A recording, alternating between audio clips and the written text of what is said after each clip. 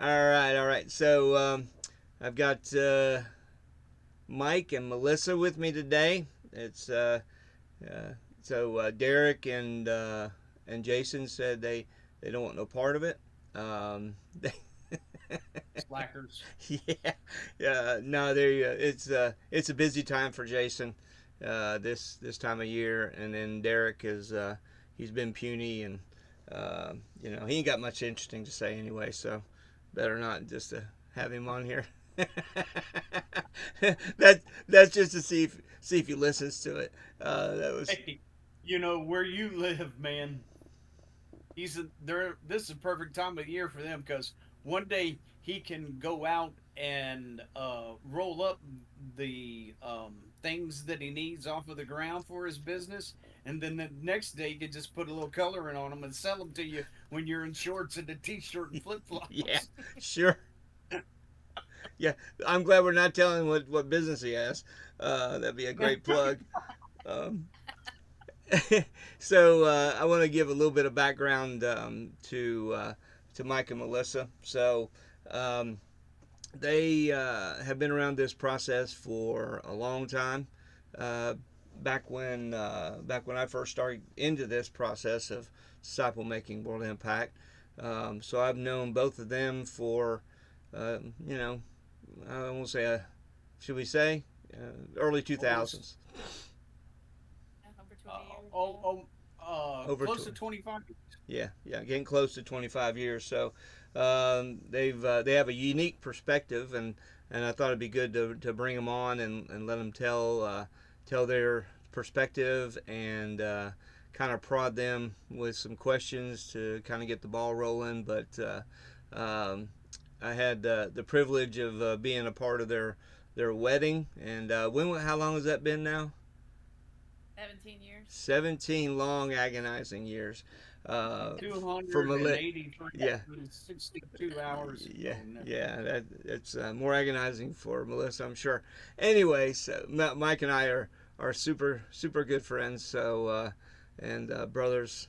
So Brothers. we really harass each other in a very aggressive way.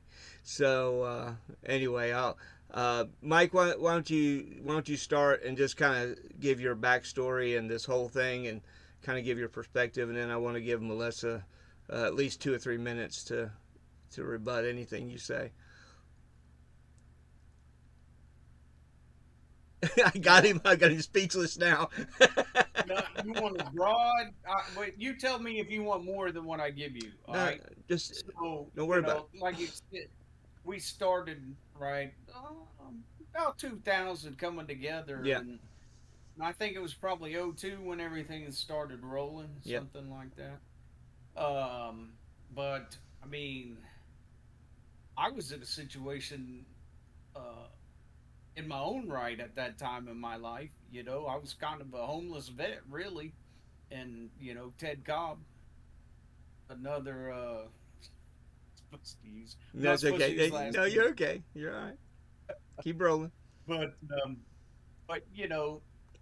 that was a brother, trying to be the best believer that he could be, right? And, help me out. And that's how I come into this, all of us going to the same church. And I think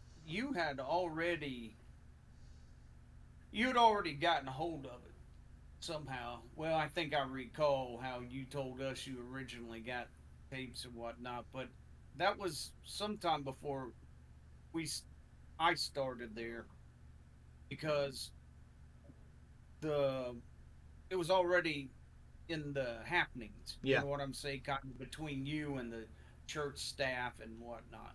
yeah. And so, I mean, I don't even remember how this started, as far as I don't remember if you said, hey, there's going to be a disciple makers class, or Well, I what really. happened? What happened was I'd went on my first trip, and and I'd gotten exposed to this information. I had been exposed to the information for probably about 2 years prior, year and a half, 2 years prior, and then when I came back from my first trip, Ted approached me and said, "Hey, I want to know what's going on with you and what happened." And so we began to meet, and then shortly after that, then you moved in with Ted, and then you kind of got included in by default. Yeah, yeah.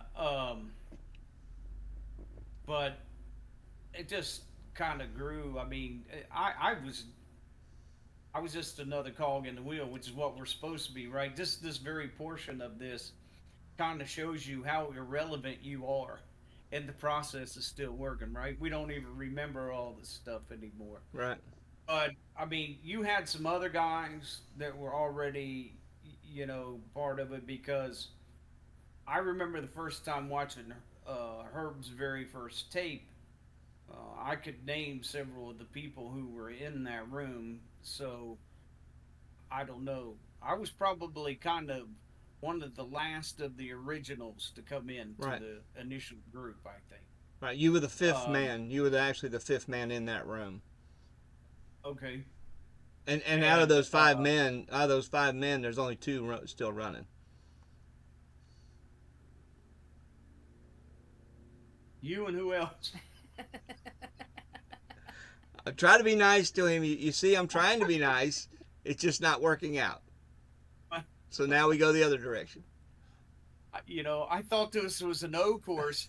I stopped running and started climbing obstacles for a while. But fortunately, I'm back in the race. Yeah. But no, it was just, I mean, you could tell it was a brotherhood. It was different. So, and then I saw, the strategy, and I mean, it just struck me immediately. This is it. This has to be done. We have to do that. And so I wanted to go on the first trip, and I had some things going on with the VA at the time, I think, and I couldn't make it.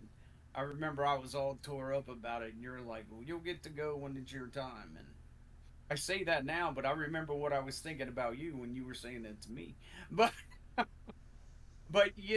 and I did get to go on the next trip, and many more after that, and I got to see, us trying to take uh, the strategy of Jesus Christ in discipling to the world, and I saw it. I saw it work in some places, obviously, in some places not. I mean, that's some people want to judge off of that, I guess. Oh, it's not. No, I mean, how many people accept Christ, right? I mean, everybody's not going to do it, and you can't even get very many people to teach a Sunday school class. So somebody committing to this level of dedication, that's not everybody. But anyway, so I'll skip that thing that we formed that you don't like to remember that we formed. Please. But we did have an avenue with which to go out. If I saw so much going out at that time. I think that was just a time that I was like bing bing bing bing bing bing. I know people are still going out now, but I mean there was so much from this group. I was going like 9 months out of 1 year. I was out of the country. So I, it stayed in me, and I allowed, not seeing what was supposed to be happening in the church, happening there, kind of ruined my day, so to speak. And Well, I, okay. So explain that a little bit. I mean, elaborate on how you felt about that, and well, explain it. yeah. So, I went to Sunday school. I was in regular service Sunday night, Wednesday night. Um, I was in the choir for a little while. I think I was the only one that Brother Poole ever didn't ask to come back. Watermelon, watermelon. But I did all those things. I helped with VBS. I was a You were highly dedicated Christian. involved. Highly involved. Yeah.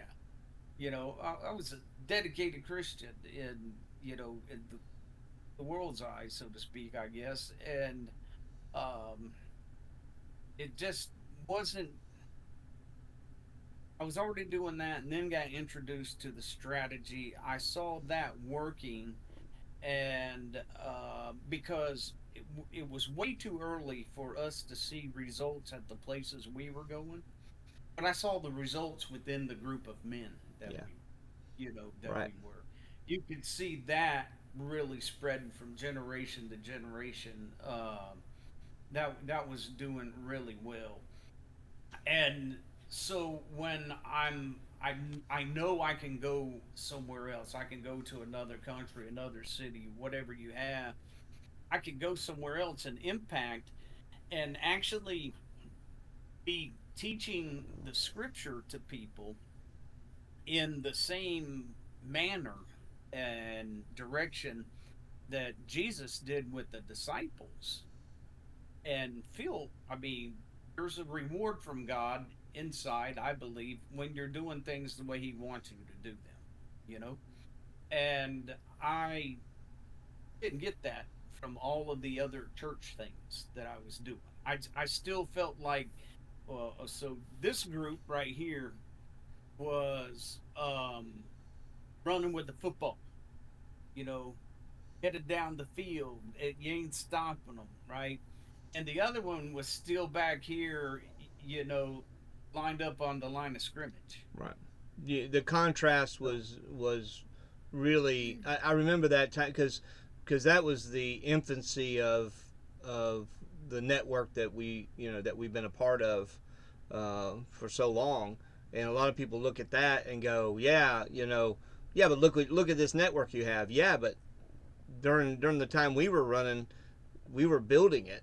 We were in the midst of how does this work, because we didn't have anybody close up to kind of fend us off from being frustrated. But you got highly frustrated with the institution. yeah, yeah, and uh, I let I let it lead me away from church altogether for I don't know 5 6 years, um, and I mean that was a struggle for me that time, but I had already had this in me, and you once it's in you, you have no rest if you're not busy about doing it in some way, shape, or form. And so it just kept at me, and I don't know. We seem to disperse pretty well away from that general vicinity, um, and then we come out here, and I believe that's why we're out here. I mean, there was no other reason I came out here to go pig hunting, with another guy, and those two guys that I was out here hunting with, I never talked to the one anymore, and the other one on occasion. I absolutely believe that we're out here for the purpose of teaching disciple making where we're teaching it right now. No questions asked in my Hmm. mind. God might say, "Well, you idiot, that was only part of the picture later on," but that'll be okay if He tells me that, because I don't see it any other way right now. I Yeah. really don't. Yeah. And we did some things, um, or we didn't do some things probably that I now have the opportunity to do with this group. I mean, I trained up a group of guys in the strategy, and that was it. You know what I mean? There was no follow up curriculum. It was take this message out there, and we took it out there in force and motivated, but then crickets. Yeah. You know, and so, but I mean that's part of a learning process, right? Right. I mean, I thought we were on an island until I went to Sumatanga and Well, explain Camp Sumatanga. Sumatanga, yeah, and saw all of Well, those other elaborate on men. what that is, because there's a lot of people that don't know what that means. Well, Camp Sumatanga is, if I'm not mistaken, Methodist church camp in Gadsden, Alabama, Okay. and that's where Herb had the what he said. Okay. that's where Herb had his. I think we called them disciple maker retreat, Yep. if I'm not mistaken. Yeah. And I mean, that was just a great time. It was probably um, an, at one point. Well, this is what it reminded me of: the schools that I went to in the '80s, right? The block buildings with the windows and whatnot. And then they had the bunk beds pushed in, Yeah. to. Um, it was a kind of a basic. You had everything you needed, but except for distance from Chris, and we. But it was such an awesome time there Yeah. because this is where all of the people from all over the world would come to this Yeah. place.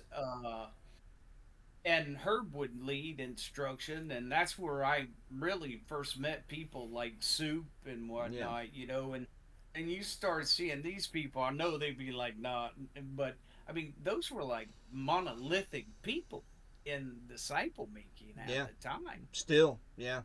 Yeah, world impactors, and you got to sit with them, and it's not like going to some Baptist Association or Presbyterian, whatever you are, church thing with like a bunch of pastors or whatever. You got to sit with whoever's ear you could grab at the time. Yeah. You know, if Herb wasn't occupied talking to somebody else and you could brush his shoulder, you could talk with the man for an hour Yeah. and everybody. So, and then we would eat together, and after long days of nothing but taking Yeah. notes, man, all day long, getting some information. Well, then you would break up in the evening and go to each other's rooms, Yeah. start on yet another subject. Yeah. It was, you talk about iron sharpening iron. Yeah, it was very Uh, electric time. It was, yeah, and for those of you that have not picked up on what Mike's talking about, it was a disciple makers retreat that they would bring people from all over the country and like Mike said, around the world, and it was about 150, 200 guys, and then there was some women, that came in later, but mainly men, just hard at the idea of disciple making, world impact, and all stemmed from the work that Herb Hodges did, and part of the book of Tally Ho the Fox. So, and it was an electric time. But like what you was pointing out too, is we were running with what information we had, and moving without experience, and so we made a lot of mistakes. We've talked about that, a lot of mistakes, and one of them being what you were talking about. Not we taught the strategy and we did teach some truths, but it wasn't a lot of curriculum in there. right. And that was your fault, Bill, because you are my discipler. That's right. That's right, and I fully accept it. Fully accept it. But you're Now, right. No, you but know, it needs to be talked about. It does need to be talked about because there's a lot of it people does, out but there. at the same time, right? God's not going to be blistering any backsides because you're out there giving it your all, Yeah, and don't get something accomplished, right? yeah, yeah. Okay, I want to stop. I want to stop you. Kind of make a mental note if that's possible, Mike, about where you are right now, because Melissa, you were around that group. You and Mike, you weren't even on the radar when you were around that group. So I want to give the beginning perspective. What was your perspective? Making a Yes, mental he note. did question if you're capable of making a mental note. Yes. uh, so, what's your perspective? Tell me, and be brutal. I mean, because the reason I want to hear your story, because you guys have a unique point of view, that there's a lot of people out there that are going to need what's between your ears as far as your experience. Well, I came in, as you said, I had just graduated from college and I moved to Hickory to start teaching and started going to the same church as you guys and stop. I was trying to see what was between your ears. Jeez. Oh, and there's the true picture of Yeah, our yeah. marriage. But and I met you guys through Sunday school. You were teaching the single Sunday school at the time, um, and I saw what you guys had. And I saw it. I saw you guys present the strategy at multiple churches when you were practicing. I went to sharing sessions when you guys got back from India and Philippines and Japan and so on, and Africa, and so I started in a group. The original women's group was your mom's, Mhm. and then I started with an offshoot of that group, and we all met and we went through the strategy, and I've done a lot of reflecting lately, trying to figure out why didn't it stick then, because Mhm. it wasn't that I ever disagreed with any of it. I didn't really have a lot of questions. It made sense, and it's like, why didn't it stick? And I think it was a combination of, I told Mike this week, I said, I think it was a combination of one, I would say the church we all attended at that time would be considered a thriving church. We watched it go through a lot of changes, but it was thriving. It was the place to be then. So I didn't really see the perspective talked about in the institutionalized church. Mike had more, I guess, because he just shared, he had more concerns. I saw it as being successful, doing something right, that it was growing, it was a great place to be at that time. And I think it was a combination of that, and a lot of the ladies in the group that I went through the strategy with, we were all probably young, mid 20s, and all in a place in life where we were starting careers, Mm. and a lot of them were getting ready to get married, and so we kind of, and we were in that beginning stage too, where we went through the strategy, and then we kind of went, okay, now what do we do? And it just kind of fizzled at that point. That's kind of where it ended. And um, so yeah, that was my experience, was a combination of not really seeing the need, not really disagreeing with it, but not seeing the need, um and kind of not knowing what to do with it after that. And so 20 years later, having had a lot more experiences in a lot of other churches, especially now, being able to say, yeah, it's not working, it's not growing people. We watched a lot of programs grow, but it's not really growing people on this side, is a very different perspective than I had 20 years ago where we were. Yeah. So at the time, and I don't know the answer to this question. That's why I really am asking. From did you feel like you were kind of like on the outside looking in, or it was just a bunch of crazed lunatics running around with their head cut off? um I don't know that I really felt like on the outside. I don't know if at that time really any of the women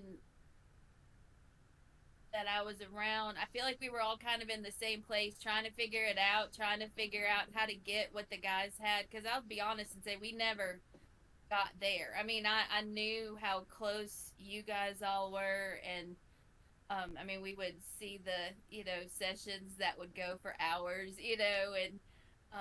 and we were never that connected. We never had that. So I don't know that I felt like an outsider, but I don't know that I could say I ever felt what we saw you guys all have. That is so interesting because usually it's the other way around. Women have a very much they're very more prone to building deep relationships than men do, and it turned out to be the opposite, which I think it just speaks to the miracle of what God was doing, um, which is amazing.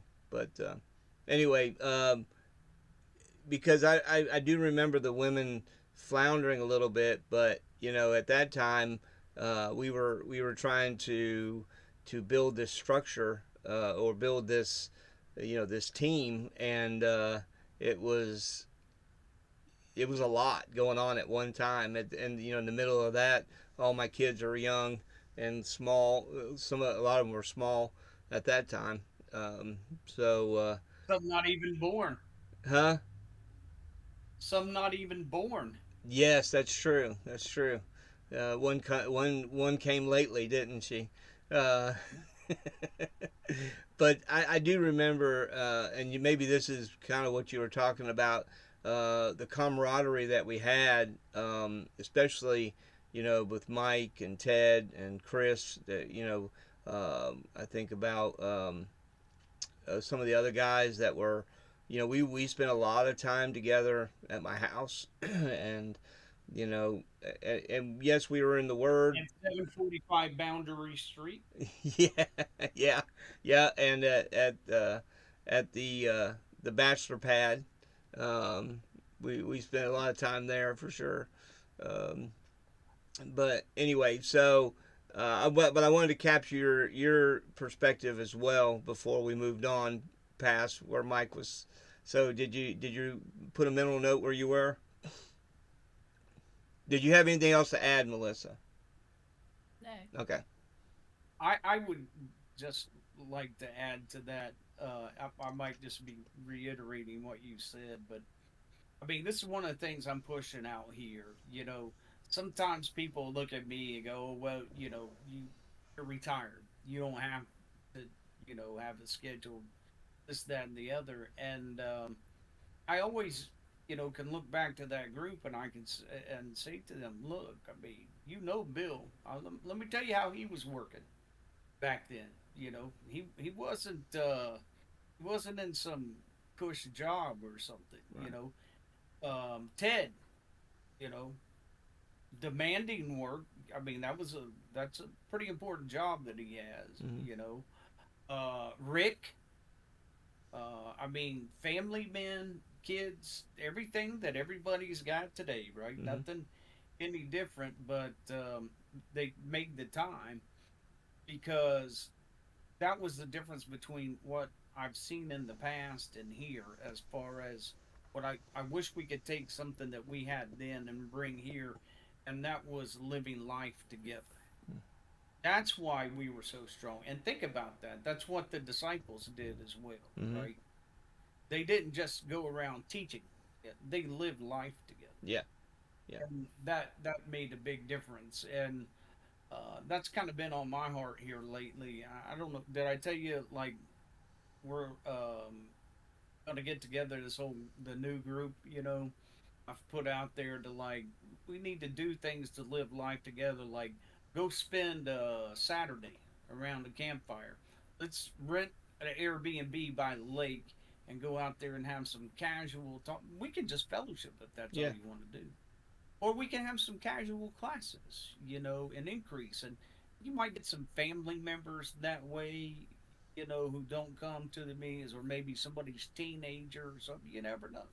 But you got to live life together to have that relationship that Jesus had with his disciples. Yeah, you bring a great point, and that is, Jesus said that to his men. He said, "I just don't call you servants. Servants don't know what what the master is doing, but I called you friends." And I can truly say that that was one of the biggest blessings from that time, was because we became such good friends, and we genuinely like being around each other, and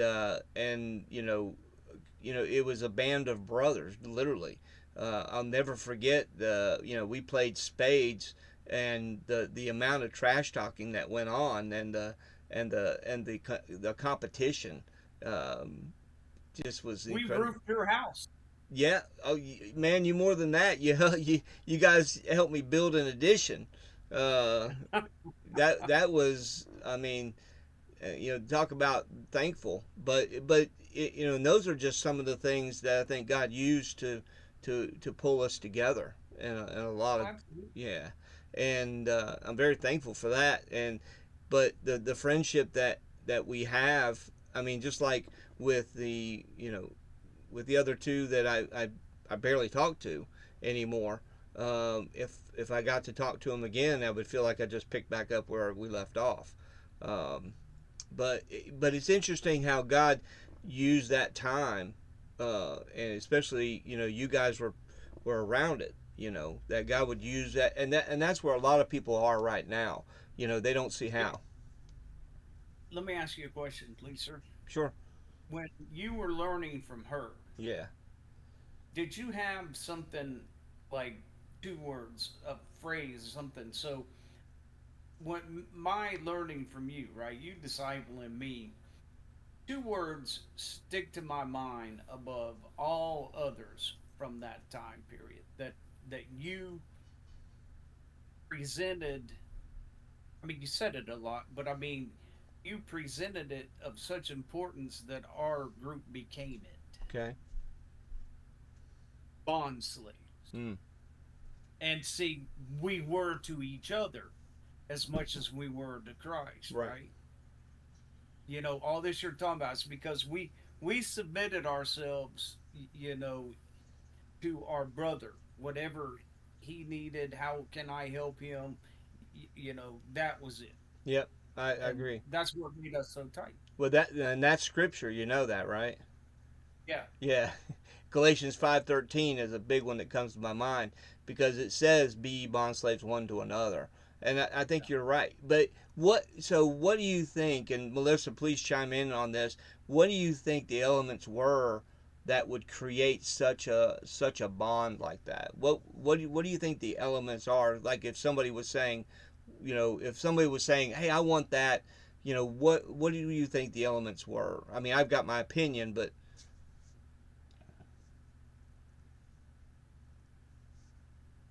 I mean, it truly was, especially when you guys started going overseas a lot. I mean, it was just truly the common purpose and the passion for the world. I mean, you just saw that. You didn't see it in everybody else that you went to church with on Sunday morning, but you saw that in all of you. hmm.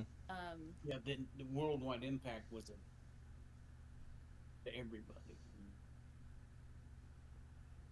That's interesting. You would say that because I say this a lot because people will say, yeah, you talk about missions all the time and you talk about the world but what about local? What about the home base? How are you going to impact that? And you by what you're saying is because we were so passionate about reaching the world, it truly did affect our home base. Would you say that? Is that Yeah, and I mean, I saw like when I was in college and involved in various campus ministries, and lots of my friends did longer term mission trips, and you guys were the first ones that I could ever say you left people with a plan. A lot of them served. They might go for a few weeks or a summer. When we were in college, but and they did good things, but you guys were the first ones that I had ever met that left people with a plan of action, to when you guys would leave, you knew that the work was still continuing. I mean, I got to see, firsthand, with Mike working with Yoshi in India. I got to see firsthand what continued, hmm. when Mike wasn't over there. So that's big time stuff there. What was you gonna say, Mike? Or are you just in deep thought on your own? Nah, well, I mean, it certainly panned out to more trips for them to see them, but that never panned out as a disciple maker place like with them all. Yeah, You know, that dude's just on fire yeah. and gets it. And I've never even met him, and I know that, right? Mm. That's just by really. I mean, I know he has Facebook, but it's more by reputation amongst his peers. You, Jason, Kevin, all those guys. You know, but no, I was going to say some. What were y'all talking about? Between the two of you, right? About world Oh, I impact. know what. Um, no, it's about the local. I'm gonna tell you what that it gets on my nerves maybe a little bit when people talk about this whole. Well, what about impacting your local? Okay, let me lay this out there for you. You have a church, and maybe your church impacts hundreds of people or tens of people, Mm-hmm. right? But you're all around the community. You're everywhere, and communities aren't changing for the better. Right. I mean, all we got to do is look outside to see that, right? But especially at that time, you could do something online or the phone, but it was still send people time, you know. But if I was training up people to go overseas, are those trained up people not impacting the churches that they're in right now? I mean, that's your local impact right Yeah. there, brother. I mean, Derek was at one church, Kevin was at another church. Y'all started a church. I was at a couple of different. I mean, come on. Yeah. I think I think that gets used by lazy Christians way too often. Yeah, I agree. It is used as an excuse a lot of times because it's like, you know, we think about way out there as being dangerous or a lot of work or you know I don't have the money for that or whatever excuse. Um, but I, I say this a lot. It's rigged. It's rigged. It's rigged. Unless you're going for the world, you'll not get your local setting. It's just not going to happen because you don't have the passion or drive that the world, going for the world will give you. You won't have that, the Jewish word chutzpah, the tenacity Right. to keep, to burn bright. And it will. And one of the things we've been talking about that I want to really bring out too is, we've been talking about community. We really build a community of people with the same goal, passion, with nobody trying to be at the top of the heap. I would think. I mean, that's my perspective. You guys will have to correct me. Maybe somebody would say, "Well, Bill, you were trying to be at the top of the heap," but and that's fine if you want to criticize me on that. But you guys can tell me, is that a true statement, or would you say Nah, that? I maybe. I mean, what does somebody who's never been to prison know about prison? Yeah.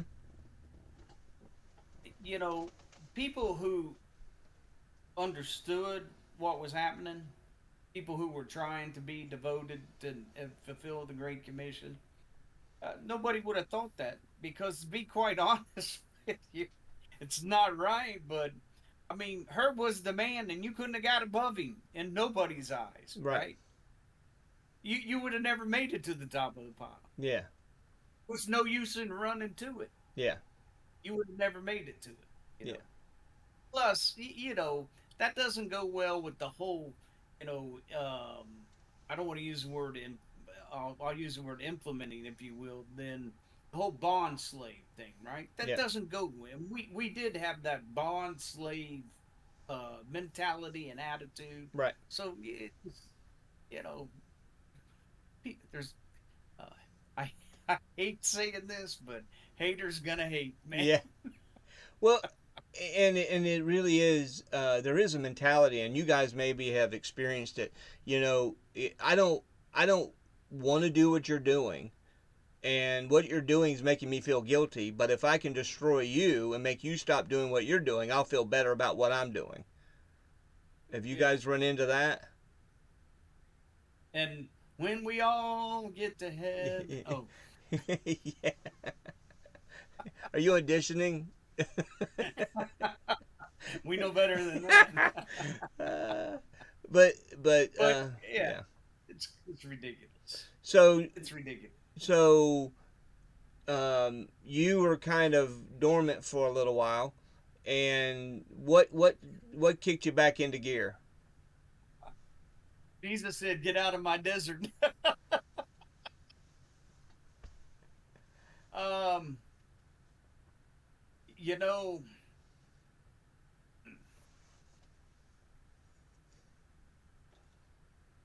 Stump the I have to Marine. think about how I'm gonna put that because I don't want to.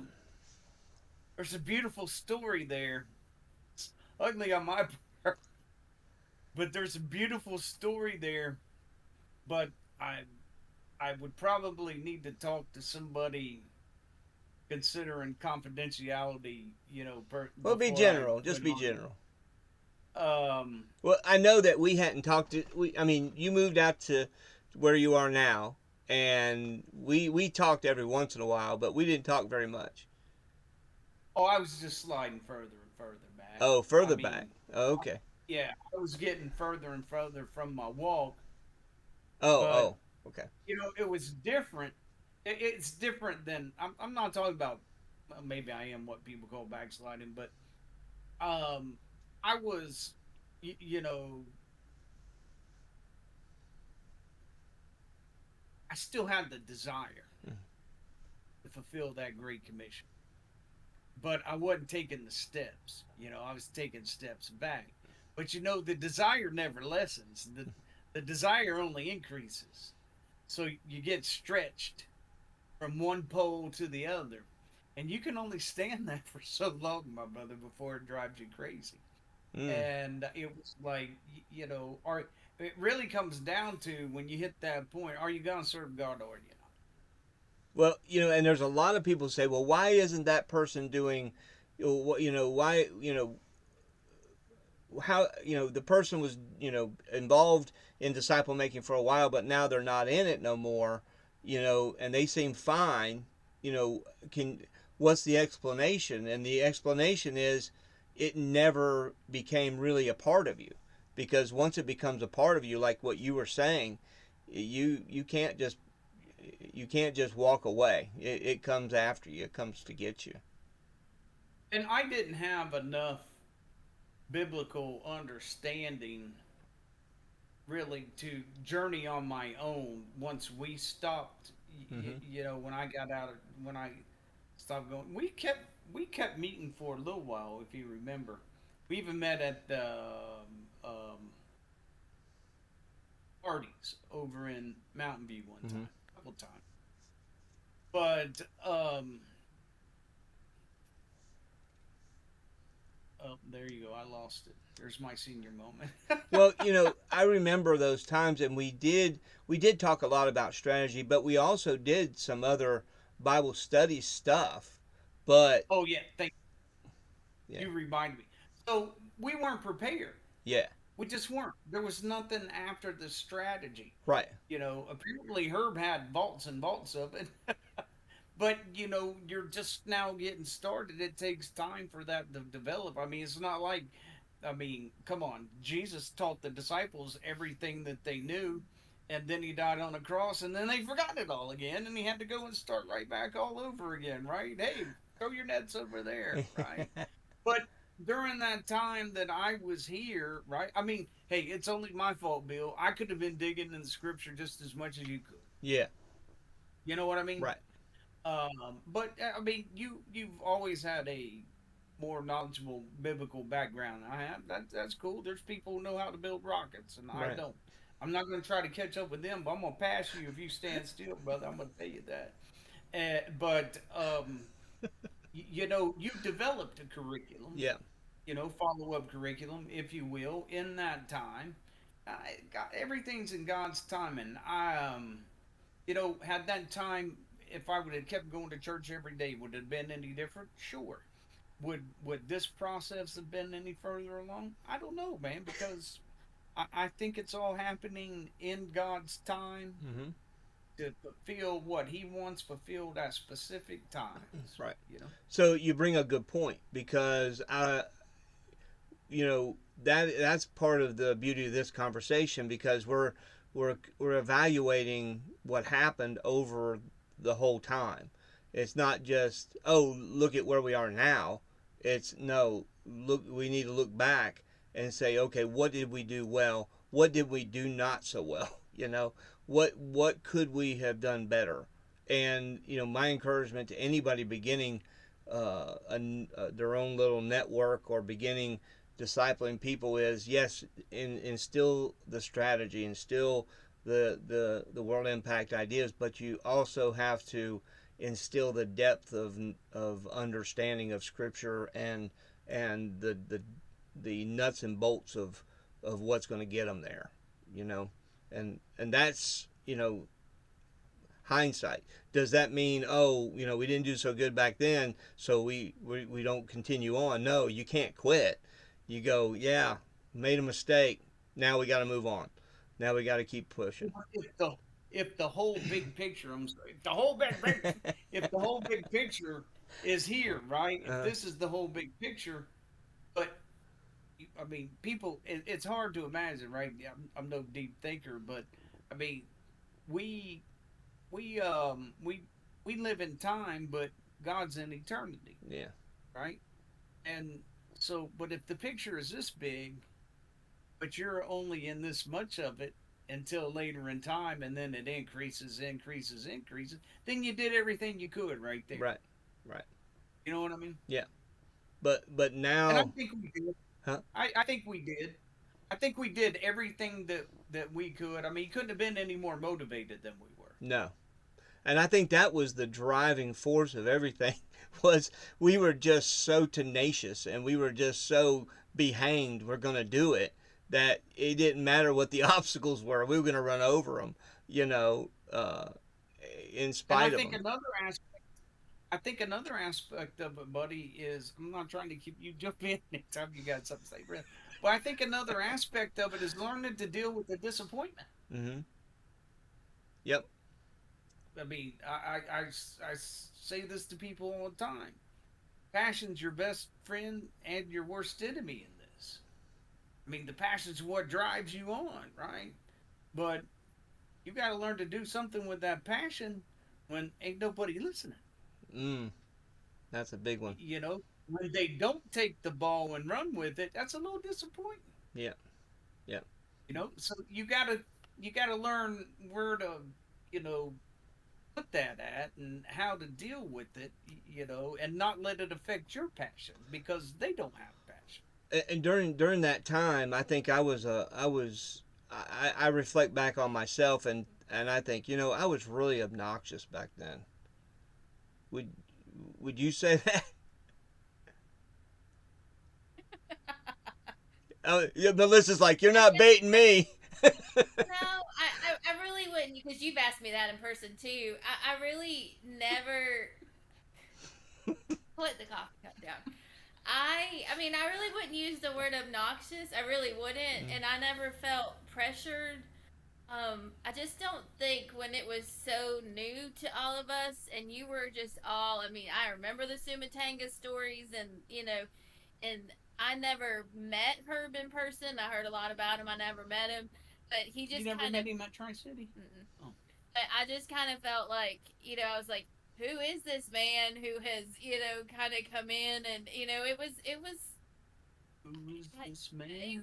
I'm not sure how to describe it, but in the beginning we were all kind of like, "What is going on with the singing?" Stop.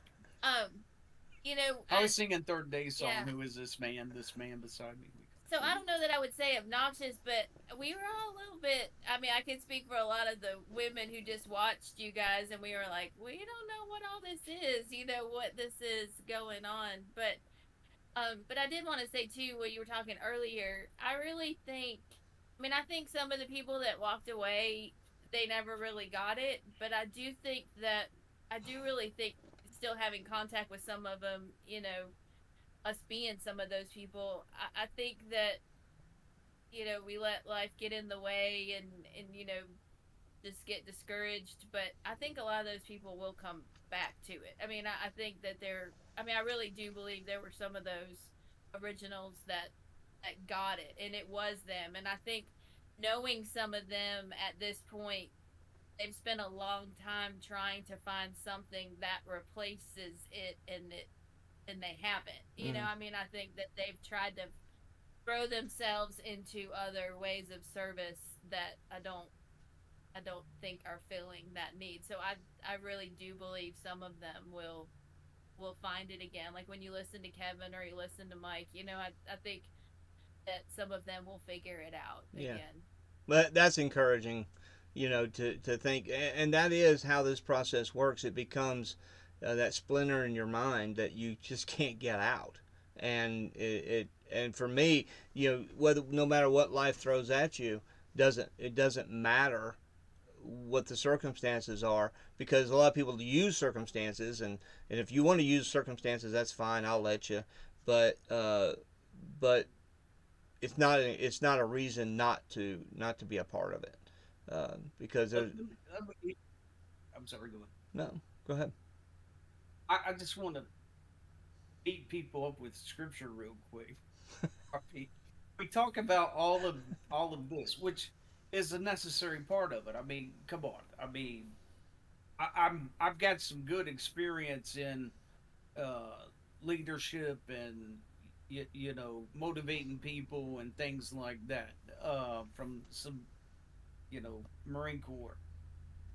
But there's an aspect of this that is the difference maker to all these questions. So even amongst believers, the naysayers or ne'er do wells, whatever you want to call them, you know, those people have a problem with God, not with us.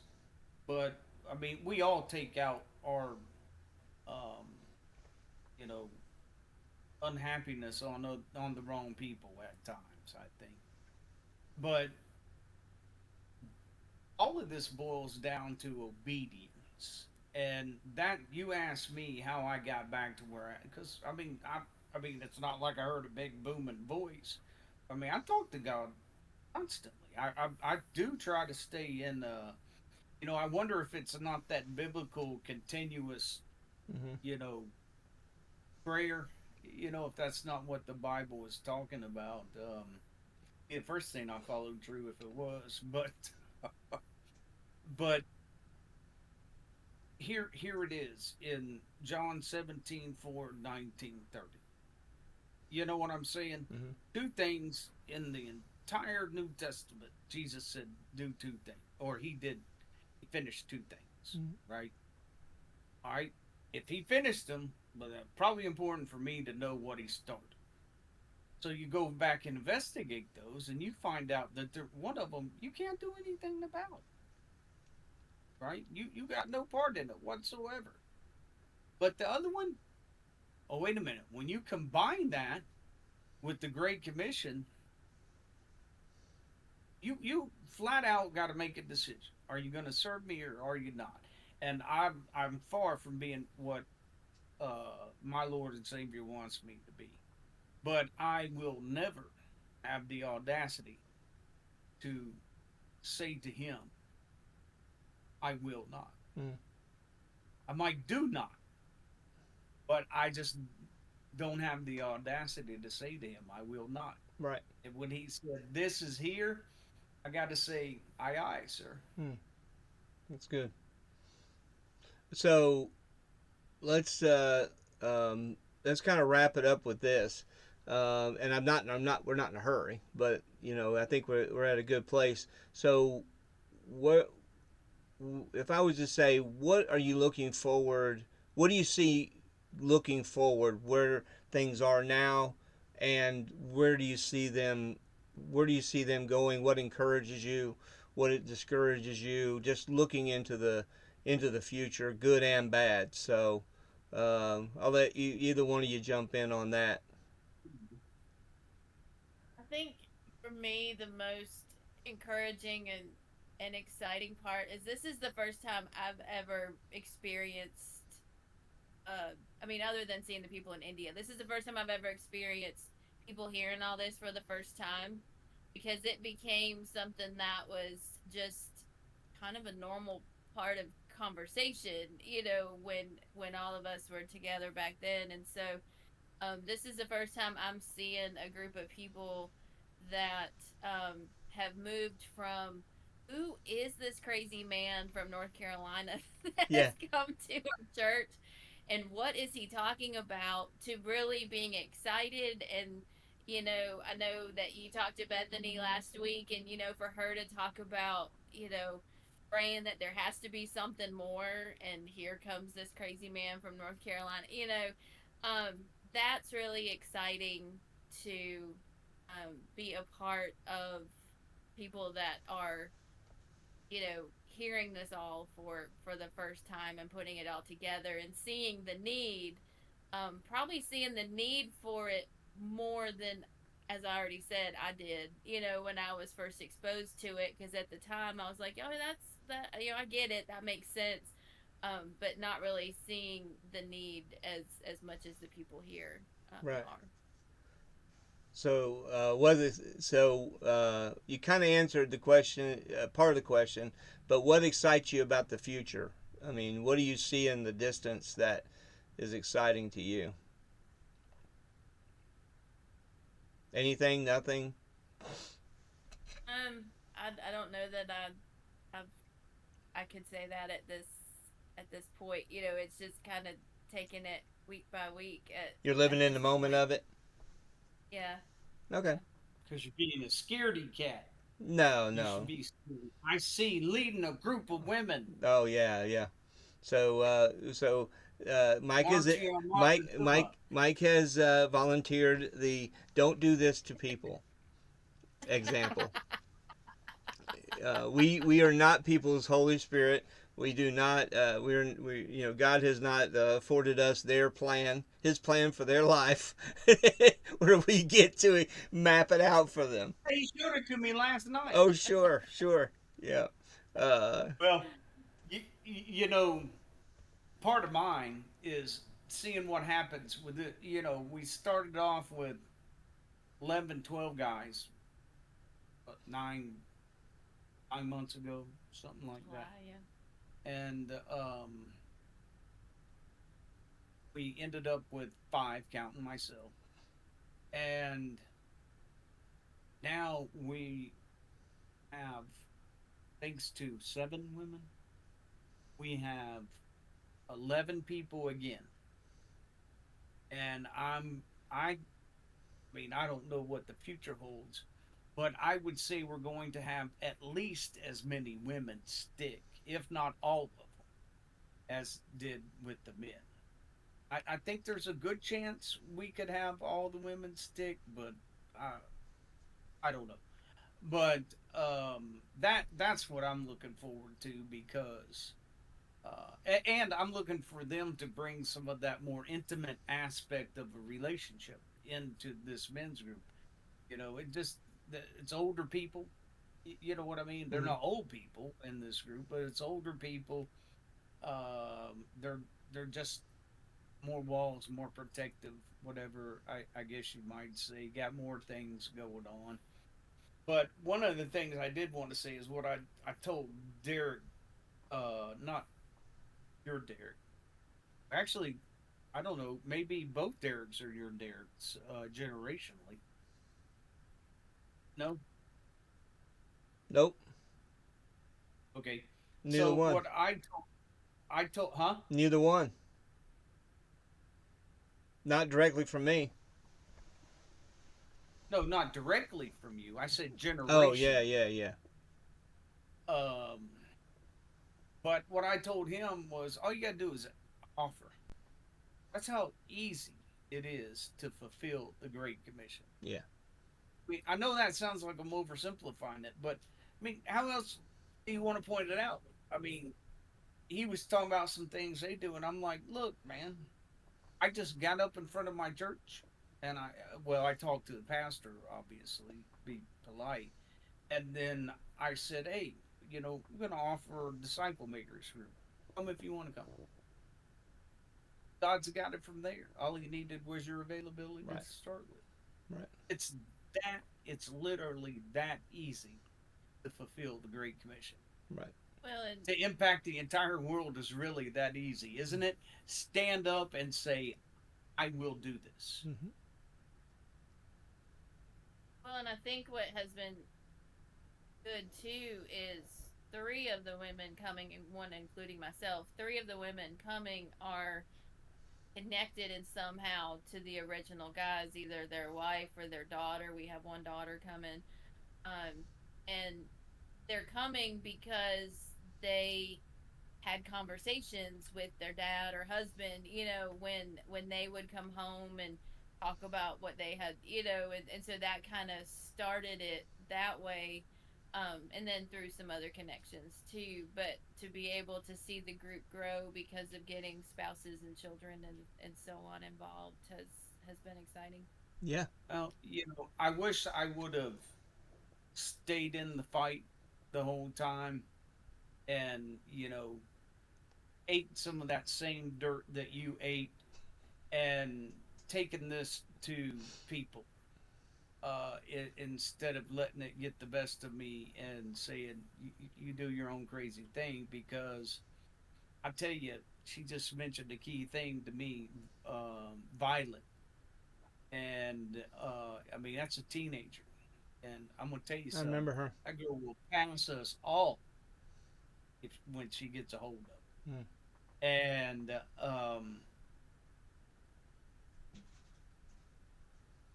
that's what I could have been doing. I could have been sitting in a church somewhere, working with youth, impacting them. You know, we all going to go to church, right? Probably. I mean, we need to belong to a local body of believers. I know that doesn't mean sure I don't want to go there, but I'm saying, you can you can sit in the modern ineffective church and still be effective. Yep. It doesn't matter your surroundings, whether there's, whether it's a quote, or on the surface looks like a thriving church, or whether it looks like a dead church. Um, you can work in both. You can be just And as I was effective. so far away from that target, Bill, it wasn't fun.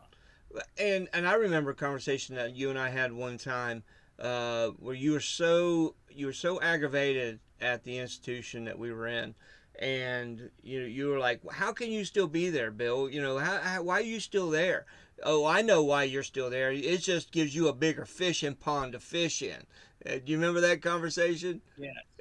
I remember that. You were like, thinking that I was just trying to shoot fish in a barrel, and it wasn't that at all. It was, hey, that's where God had me, and He hadn't moved me. He'd moved you, and that was fine. Never criticized you for moving, uh, but I thought it was interesting that you would have that perspective. But I think I think you were miserable and you wanted company. Misery does love company. And here I am, like 20 years later, and I'm getting ready to help. I do believe um, we're going to initiate an outreach program at a church. And, when I tell the people in this group, I'm like, outreach is not what we're about. I mean, we're not anti evangelism, but church outreach is not what we're about. It's kind of opposite, so to speak. But hey, you know what? Somebody overfished our pond, brother. Hmm. We need to restock it. That's a unique perspective, right? You have ulterior motives. Uh, I do. yeah, that's good. But a disciple maker is strategic, and he is stealthy, and he doesn't necessarily have to show his hand all the time. But he's constantly thinking, how can I use the situations I'm in to impact the world? And we all are unique to that. I have ulterior motives, but in the end, I cannot be found guilty because if I have a disciple maker's heart, I'm trying to bring people into Christianity so that they have salvation and teach them so they can go out and bring the word of God to other people and disciple them, right? So if that's my goal, I'm pretty sure that lines up with his goal. So I'm not the one with the ulterior motive after all, am I? Yeah, and I wanna end with, I'll give you some interesting perspective from my viewpoint. Okay. Um, Oh, and then please answer my question from the beginning before you sign off. what question? Where I said that the two words that stuck out to me the most from our time, Bond right? Your slave. teaching, bond slave, and I asked you if you had something stuck out from her. Oh, from Herb. If there was one thing that has stuck out from Herb over the whole thing, I could condense it into one word: humility. He was the most humble man I ever met in my life.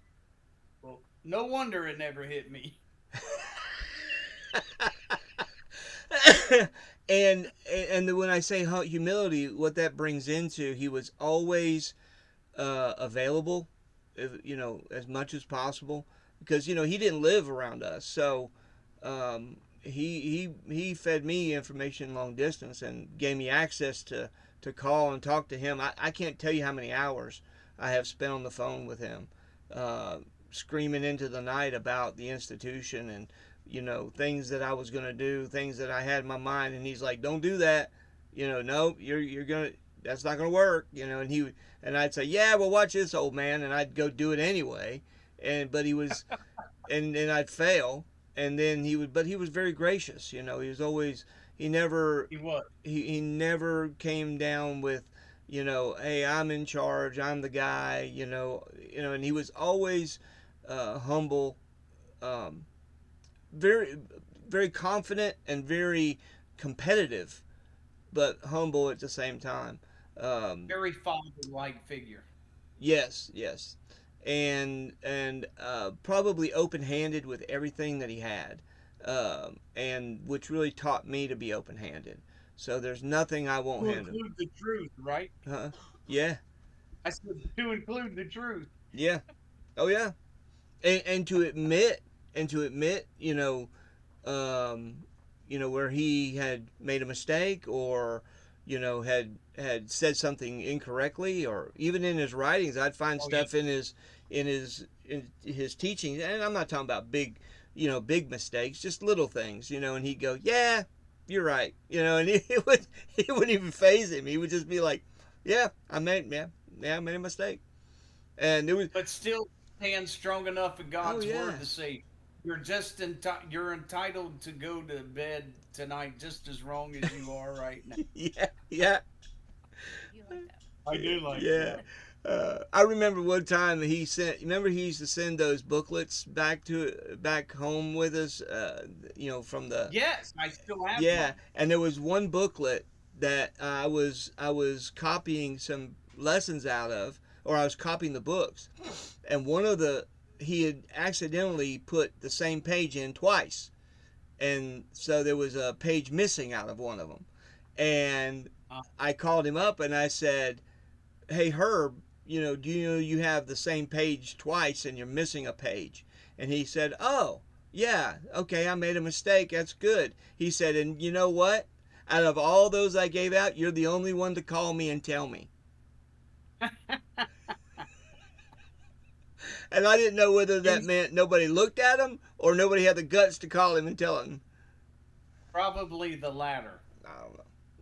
But anyway, so that would probably be humility, would be the one word I would say.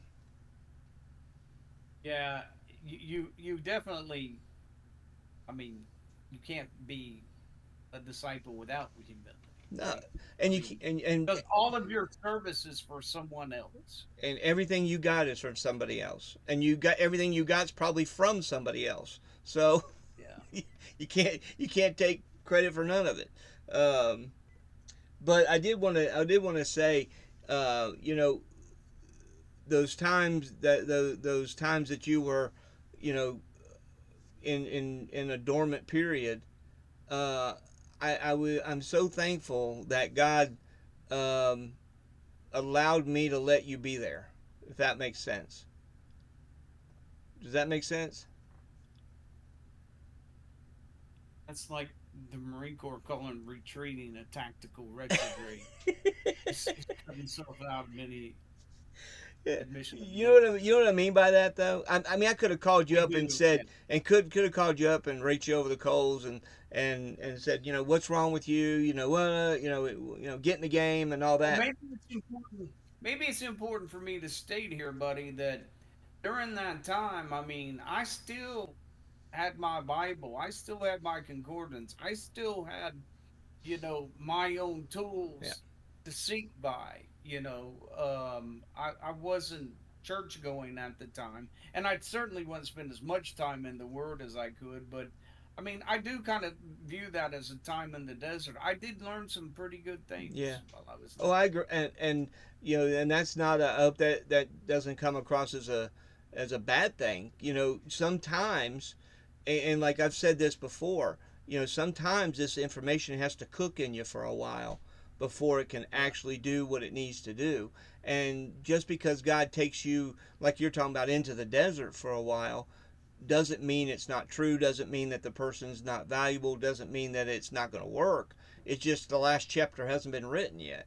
And you know, I'm excited to, you know, when you started talking about this group, man, you know, our conversations just ramped up, and our frequency of talking to each other ramped up, and it brought our friendship back into that tight place again, you know. Okay. And I think that's the exciting thing for me. You know, I get to hang out with my brother. I get to see what God's doing there. You know, I get to be a little bit of a part of it.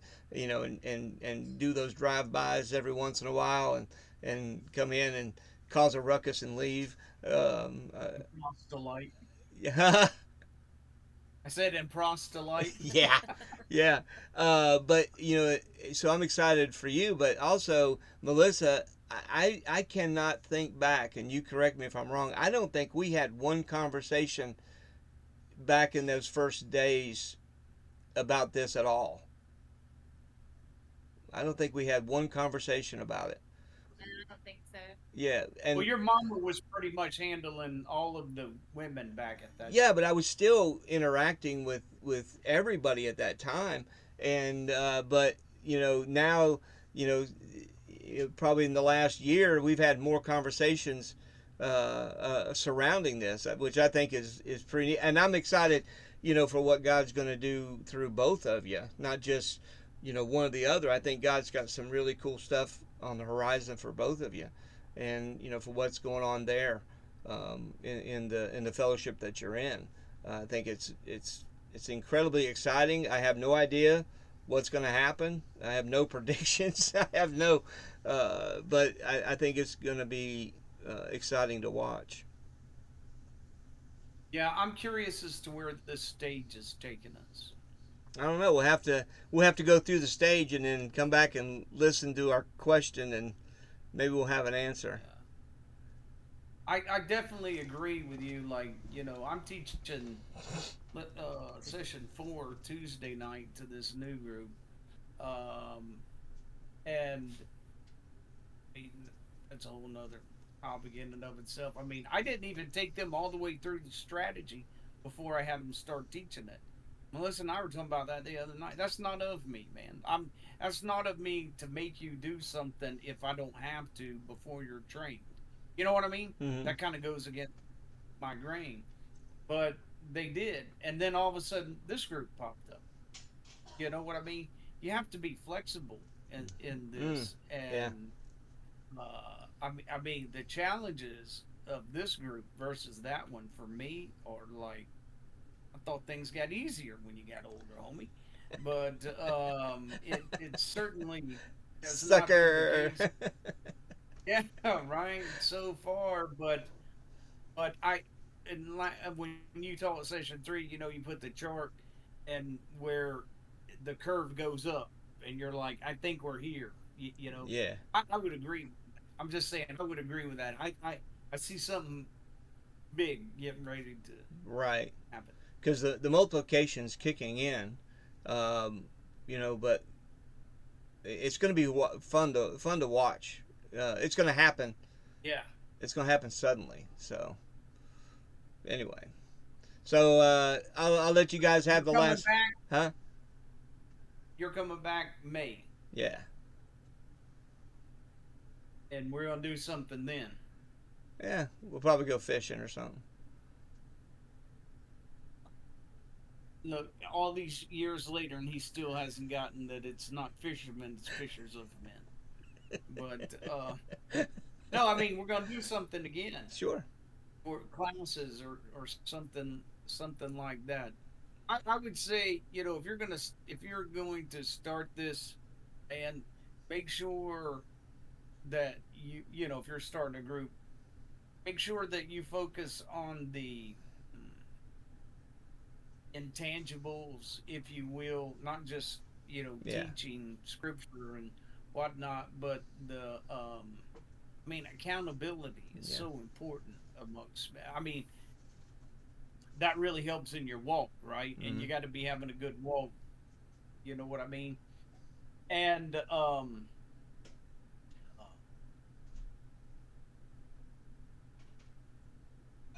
I it's so different right now, Bill. The challenges Yeah. that people face now from what we did then. I mean, there was homosexuality, things like that, right? But this modern church is free love. You know what I mean? It's so opposite Yeah. of what we were hearing that I don't know. I think it's a tougher battle now. I really do. I don't Even know. though we're up thick, I think it's a tougher battle now. Yeah. That just the harder it gets, the more God gets involved. So uh, we'll uh, we'll just keep plugging away. But this has been a good conversation because a lot of people that begin, they don't know how, they don't understand there's going to be pitfalls. There's going to be times of, uh, incredible growth, but also sometimes, it looks like it's, pulling back when actually God's just collecting things and solidifying things. So, but it's been a good Hey, conversation. how I got a question for you, Uh oh. if I can. Sure. So, how did we miss that part? I mean, I missed it with Kevin. I'm not saying you missed, though you missed. Um, Missed what? but I missed it with Kevin and Derek and him. Well, the whole follow on, curriculum. Um, we go straight from scripture. Do you think it's because um, that's the book of Acts was No. their follow up curriculum, and we just kind of focused on the Gospels and the discipling. And I was just curious what your idea on that Well, I was. think because I remember those times, and we did talk a lot about different passages, but I think at the time of our growth, and especially my growth, it was what I thought was deep was actually surface, and Right. the depth hadn't really sunk in yet. And what we thought was deep wasn't. It was deep. I'm not saying it wasn't, but it wasn't to the depth where it was going. And I think It was revolutionary, but not that. right, Yeah. right. But now the depth of understanding and the depth and I think it just becomes with experience. I think what we saw there and what you've experienced, what you've been talking about, is a lot of our inexperience at that time. But now we're much more skilled. We might have better understanding, and we have more direction on where to go next after the strategy than we did then. We had an idea, but it wasn't as deep as it is now. And the enemy is so far along in his strategy, and evil is so rampant in this world, man, that I really think you're going to just to be a believer. I mean, Yeah, you can't. There's going to be a point where you can't fool society. But society don't want to hear from you, yeah, right? If you're a believer, and you're going to have that depth of spiritual walk of a disciple just to be a Christian. yep, yep. Hmm. Makes you wonder if that's not the case right now. I don't know, but the good part about this disciple making is we can fly enough under the radar. Nobody even cares that we're there. Right. So that's one of the really cool parts. But I want to thank you guys both I know for. you got to roll. Oh no, it's fine. I just I when the conversation begins to wrap up, I'm sensitive to that to wrap it up rather than try to make it keep going. Right. But thank you both Roger. for being a part of it and the conversation. I'm sure we'll be talking more in the future. But I appreciate you. Hey, thanks a lot, brother. Love you. Love you. Bye.